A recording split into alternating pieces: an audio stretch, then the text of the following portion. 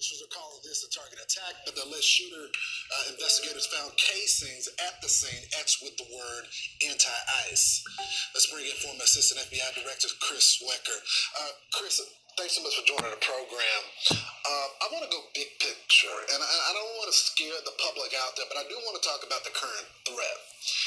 You have these snipers. You have the case of Dylan Roof on the roof.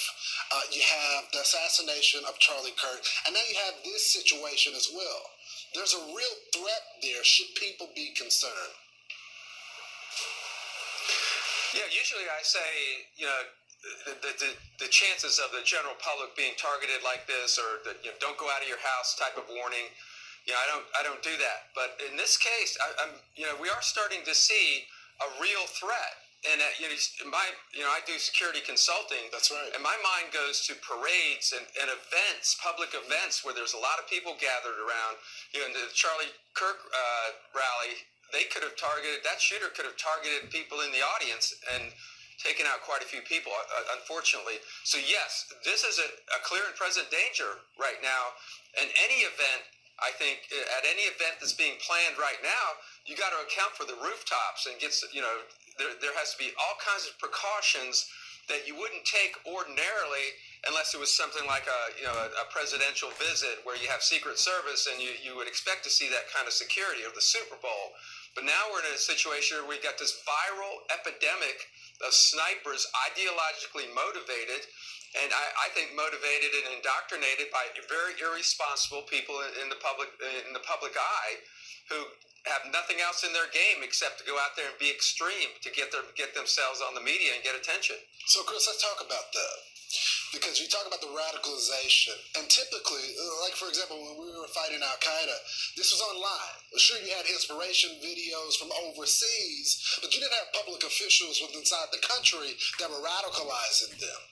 You have this time the online aspect of this, right? You got the guys in their basement on the video game, but you also have public officials making similar radical statements. So how do you combat that? Yeah, so we worked a terrorism case here in North Carolina when I was the agent in charge, and we filed a RICO case against Hezbollah.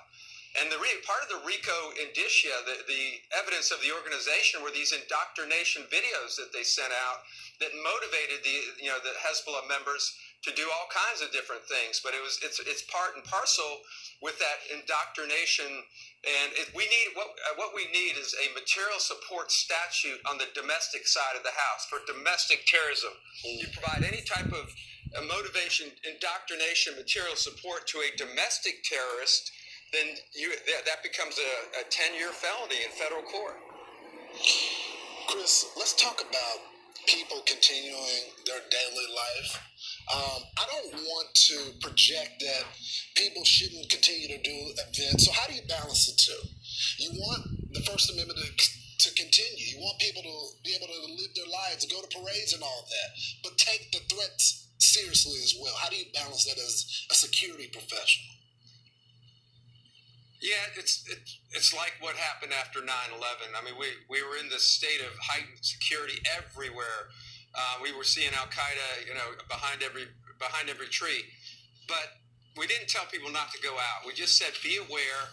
If you see something, say something. If you're around somebody who's being radicalized, who's showing, just kicking off those red flag alarms that you notice because you know this person, then say something to a law enforcement official. And I think a lot of people are afraid to stigmatize somebody by reporting something. That's not the case. Law enforcement, the FBI agencies can sort through that information, and it only goes somewhere if there's some substance behind it. So again, don't go out. We're not saying don't go out your front door. What we're saying is be hyper aware of your surroundings. Be aware of somebody drops a backpack somewhere. Somebody's dressed a trench coat in the summer. Somebody's carrying a long object. Just common sense things that raise the hair on the back of your neck. If you see it, report it. When you see it, report it, and then law enforcement have to act on it. And I met Thomas Crooks in Butler. People saw him on that building. And even law enforcement saw him. You got to react quickly to those situations. Chris, thanks so much for joining the program this morning. Really appreciate it. Thank you.